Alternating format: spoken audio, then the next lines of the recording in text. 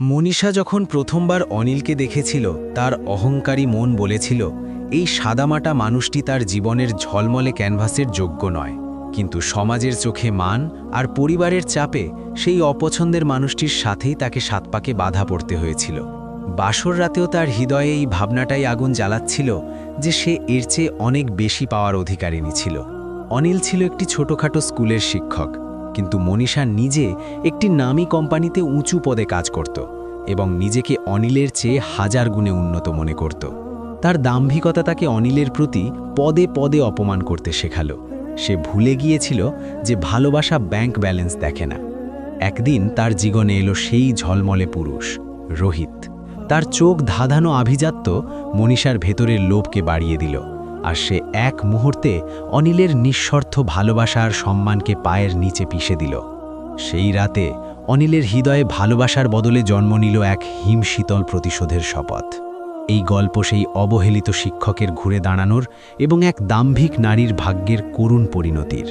শ্রেয়া যখন অয়নকে প্রথমবার দেখেছিল তখন তার মনে হয়েছিল যে এই লোকটি তার যোগ্য নয়, কিন্তু বাড়ির লোকেদের চাপ এবং সমাজের ভয় দুজনাই মিলে তাকে এই সম্পর্কের মধ্যে ঠেলে দিয়েছিল। বিয়ের মণ্ডপে বসেও শ্রেয়ার মনে এই একই চিন্তা চলছিল, আমি এর চেয়ে অনেক ভালো ছেলের সাথে মানিয়ে নিতে পারতাম।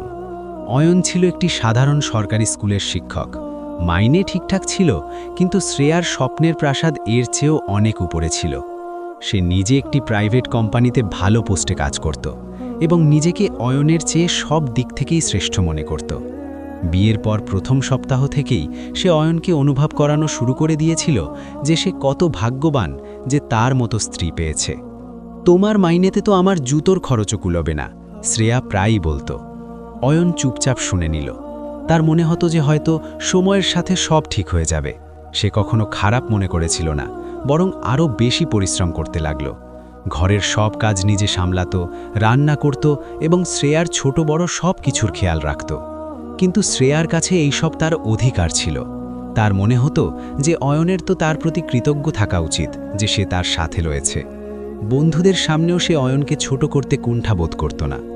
আমার স্বামী শুধু একজন শিক্ষক, বিশেষ কিছু নয়, সে হাসতে হাসতে বলতো।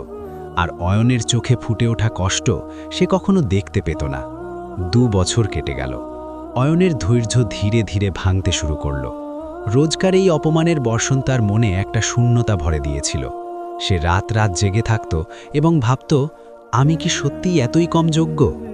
একদিন শ্রেয়ার অফিসে একজন নতুন ম্যানেজার এলো, বিক্রম। ধনী পরিবারের, দামি গাড়ি, ব্র্যান্ডেড পোশাক।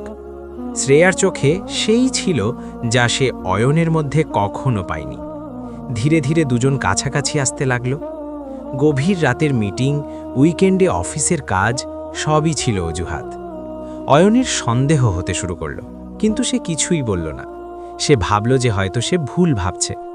কিন্তু এক সন্ধ্যায় যখন সে শ্রেয়ার ফোন চার্জ করতে লাগল, তখন বিক্রমের মেসেজ দেখে তার পৃথিবীটা কেঁপে গেল। সেই মেসেজগুলি শুধু বন্ধুত্বের ছিল না। সেই রাতে অয়ন প্রথমবার শ্রেয়াকে প্রশ্ন করল, কিন্তু উত্তরে সে যা পেল তা আরও বেশি কষ্টদায়ক ছিল। হ্যাঁ, বিক্রম আমাকে সেই সব দিতে পারে যা তুমি কখনো দিতে পারো না। তোমার সাথে থেকে আমার জীবন নষ্ট হয়ে যাচ্ছে, আমার ডিভোর্স চাই। শ্রেয়ার কণ্ঠে কোনো অনুশোচনা ছিল না, ছিল শুধু অহংকার। অয়ন হতবাক হয়ে গেল। সে এত বছর এই মহিলার জন্য নিজের সম্মান বাজি রেখেছিল, অপমান সহ্য করেছিল, আর আজ তাকে এই কথা শুনতে হচ্ছে। ঠিক আছে, অয়ন ধীর কণ্ঠে বলল, আমি তোমাকে ডিভোর্স দেব, কিন্তু মনে রেখো শ্রেয়া, অহংকারের শেষ সব সময় খারাপ হয়। শ্রেয়া হেসে উঠল, তুমি আমাকে ভয় দেখাচ্ছ? তোমার মতো লোকেরা শুধু বড় বড় কথা বলতে পারে। আমি শিগগিরই বিক্রমকে বিয়ে করব এবং আসল জীবন যাপন করব। 6 মাসের মধ্যে ডিভোর্স হয়ে গেল। শ্রেয়া খুশি ছিল। তার মনে হলো যে এখন তার জীবন সত্যিকারের অর্থে শুরু হবে। কিন্তু অয়নের হৃদয়ে যে আগুন লেগেছিল তা নেভার ছিল না। যে ব্যক্তি ভালোবাসার বদলে শুধু অপমানিত হতে শিখেছিল, তার ভেতরে এবার অন্য কিছু জন্ম নিচ্ছিল। এটা শুধু কষ্ট ছিল না, এটা ছিল প্রতিশোধের সেই খিদে যা ধীরে ধীরে তার সমস্ত চিন্তাকে গ্রাস করতে শুরু করল। শ্রেয়া জানত না যে সে যাকে দুর্বল মনে করে ছেড়েছিল, সে এখন নিজের পুরো জীবনের একটিই লক্ষ্য বানিয়েছিল, শ্রেয়াকে সেই সব দেখানো যা সে তার সাথে করেছিল। ডিভোর্সের ৩ মাস পর শ্রেয়া আর বিক্রমের বিয়ে ধুমধাম করে হলো। 5 স্টার হোটেল, দামি উপহার, বড় পার্টি। শ্রেয়ার মুখে ছিল বিজয়ের হাসি। তার মনে হচ্ছিল যে সে সঠিক সিদ্ধান্ত নিয়েছিল। অয়নের মতো সাধারণ মানুষ থেকে মুক্তি পেয়ে সে এখন আসল জীবনযাপন করবে। অন্যদিকে অয়ন তার ছোট ভাড়া ফ্ল্যাটে একা থাকতে শুরু করলো। স্কুল যাওয়া, বাড়ি আসা, রান্না করা, ঘুমিয়ে পড়া, এইটাই ছিল রোজকার রুটিন। কিন্তু তার মাথায় প্রতি মুহূর্তে একটিই কথা ঘুরতে থাকত, প্রতিশোধ। সে তার পুরো জীবনের নকশা বদলে দিল। সকালে 4টে ওঠা শুরু করলো, অনলাইন কোর্স করতে লাগলো, share market, real estate, business planning সব কিছু শিখতে লাগলো। তার চোখে এখন ঘুম ছিল না, ছিল আগুন। প্রতিটি বই, প্রতিটি ভিডিও, প্রতিটি তথ্য তাকে একটিই গন্তব্যের দিকে নিয়ে যাচ্ছিল। স্কুলে বাচ্চাদের পড়ানোর সময়ও তার মন প্ল্যানিংয়েই লেগে থাকত। সন্ধ্যায় সে ছোট ছোট বিনিয়োগ করতে লাগলো। যে সামান্য সঞ্চয় ছিল তা বিচক্ষণতার সাথে লাগালো। কখনো লোকসান হলে শিখল, কখনো লাভ হলে এগিয়ে গেল। এদিকে শ্রেয়ার নতুন জীবন শুরু হলো। শুরুটা তো দারুণ ছিল। বিক্রম তাকে দামি রেস্তোরাঁয় নিয়ে যেত, উপহার দিল, বিদেশে ঘুরতে নিয়ে গেল। শ্রেয়া সোশ্যাল মিডিয়ায় নিজের ছবি পোস্ট করত আর ভাবত অয়নকে দেখাতে হবে যে আসল জীবন কি হয়। কিন্তু ধীরে ধীরে সত্যটা সামনে আসতে লাগলো। বিক্রমের আসল চেহারা বেরিয়ে আসতে শুরু করলো।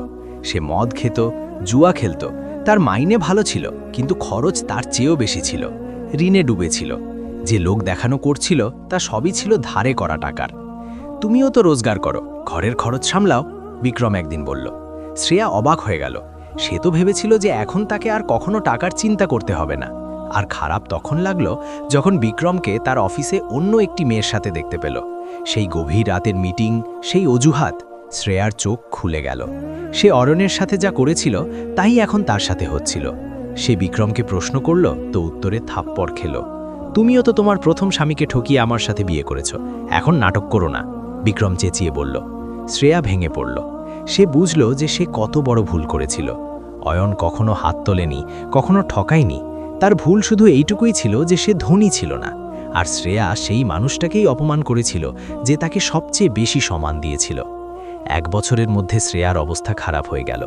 বিক্রম তাকে বাড়ি থেকে বার করে দিল। এখন না স্বামী ছিল, না সম্মান। বন্ধুরা মুখ ফিরিয়ে নিল, কারণ এখন তার কাছে দেখানোর মতো কিছু ছিল না। অফিসেও বিক্রম তার নামে অভিযোগ করিয়েছিল এবং তার চাকরি চলে গেল। এদিকে অয়ন 3 বছরে পুরোপুরি পাল্টে গিয়েছিল। সে একটি ছোট এডুকেশন স্টার্টআপ শুরু করেছিল, যা ভালোই চলছিল। এখন সে শুধু শিক্ষক নয়, একজন সফল ব্যবসায়ী হয়ে উঠছিল। টাকা আসতে লাগলো, কিন্তু তার সারল্য একই রকম ছিল। একদিন অয়ন শ্রেয়াকে রাস্তায় দেখতে পেল, বদলানো, ভেঙে পড়া, একা। তার অহংকার এখন কোথাও ছিল না। অয়ন গাড়ি থামালো এবং তাকে দেখল। শ্রেয়ার চোখে অনুশোচনা স্পষ্ট দেখা যাচ্ছিল, কিন্তু অয়ন কিছু বলল না, শুধু গাড়ি এগিয়ে দিল। তার প্রতিশোধ সম্পূর্ণ হয়ে গিয়েছিল। শ্রেয়া নিজেই তার কর্মফল ভোগ করছিল। অয়নের মনে তখনও কষ্ট ছিল, কিন্তু সন্তুষ্টিও ছিল যে সে নিজের পরাজয়কে জয়ে পরিণত করেছিল। শ্রেয়ার সর্বনাশ তার নিজের হাতেই হয়েছিল। অয়ন তো শুধু নিজের জীবনটা বদলেছিল। সেই সাক্ষাতের পর অয়ন বাড়ি পৌঁছল, তো তার মন অস্থির ছিল। শ্রেয়ার অবস্থা দেখে তার আনন্দ হচ্ছিল না। এক অদ্ভুত শূন্যতা অনুভব হলো। যে প্রতিশোধের জন্য সে 3 বছর পরিশ্রম করেছিল তা সম্পূর্ণ হয়ে গিয়েছিল। কিন্তু এখন কি? হৃদয়ে শান্তি ছিল না। সারা রাত ঘুমোতে পারল না। ভাবতে লাগলো যে সে কি সত্যি এটাই চেয়েছিল, কাউকে ধ্বংস হতে দেখা। সকালে যখন আয়নায় দেখল, তখন নিজের চোখেই সেই তিক্ততা দেখতে পেল যা কখনো শ্রেয়ার চোখে থাকত। সে নিজেই সেই মানুষটি হয়ে উঠছিল যাকে সে ঘৃণা করত। সে সিদ্ধান্ত নিল যে এখন হয়েছে। প্রতিশোধের আগুন তাকে এগিয়ে নিয়ে গিয়েছিল, কিন্তু এখন তা তাকেই খেয়ে ফেলছিল। সে নিজের মনোযোগ পুরোপুরি কাজের দিকে লাগালো। স্টার্টআপ ভালো চলছিল, নতুন শহরে ব্রাঞ্চ খোলার পরিকল্পনা ছিল। এদিকে শ্রেয়ার জীবন আরও খারাপ সময়ের মধ্যে চলে এলো। বাড়ি ছিল না, চাকরি ছিল না, টাকা শেষ হয়ে যাচ্ছিল। সে অনেক জায়গায় চাকরির জন্য আবেদন করল, কিন্তু বিক্রম সব জায়গায় তার বিরুদ্ধে কথা ছড়িয়ে দিয়েছিল। কেউ তাকে নিয়োগ দিচ্ছিল না। বাবা মাও অসন্তুষ্ট ছিল। আমরা বলেছিলাম, অয়ন ভালো ছেলে, তুমি শোনোনি, এখন ভোগো। তারা তাকে বাড়ি থেকেই বার করে দিল। ভাই বোনও সাহায্য করতে প্রস্তুত ছিল না। শ্রেয়া পুরোপুরি একা পড়ে গেল। একদিন তার সাথে অয়নের এক পুরনো বন্ধুর রাস্তায় দেখা হয়ে গেল। কথায় কথায় জানা গেল যে অয়ন এখন বিয়ে সফল। বন্ধু, অয়ন তো কামাল করে দিয়েছে। তুমি চলে যাওয়ার পর সে নিজের পুরো জীবন পাল্টে দিয়েছে, সে বলল। শ্রেয়ার নিজের ভুলের উপলব্ধি আরও গভীর হয়ে গেল। সে যাকে দুর্বল ভেবেছিল সে তার চেয়ে অনেক বেশি শক্তিশালী বেরিয়ে এলো, এবং যাকে ধনী ভেবে বেঁচেছিল তা শুধু লোক দেখানো ছিল। পরিস্থিতি খারাপ হতে লাগল। শ্রেয়া একটি ছোট কারখানায় চাকরি পেল। দিনভর পরিশ্রম, কম টাকা, কোনো সম্মান ছিল না। সেই শ্রেয়া যে কখনো অন্যদের ছোট দেখাতো এখন নিজেই মাটিতে ছিল। 6 মাস পর অয়নকে কেউ জানালো যে শ্রেয়া সেখানে কাজ করছে। তার দিল ভারী হয়ে গেল। সে ভাবল যে যাই হয়ে থাকুক না কেন, শ্রেয়া কখনো তার স্ত্রী ছিল। সে শ্রেয়ার বসকে ফোন করল এবং বলল যে তার কোম্পানিতে শ্রেয়ার জন্য জায়গা আছে। যখন শ্রেয়াকে ইন্টারভিউয়ের জন্য ডাকা হলো তখন সে জানতে পারল যে এটা অয়নের কোম্পানি।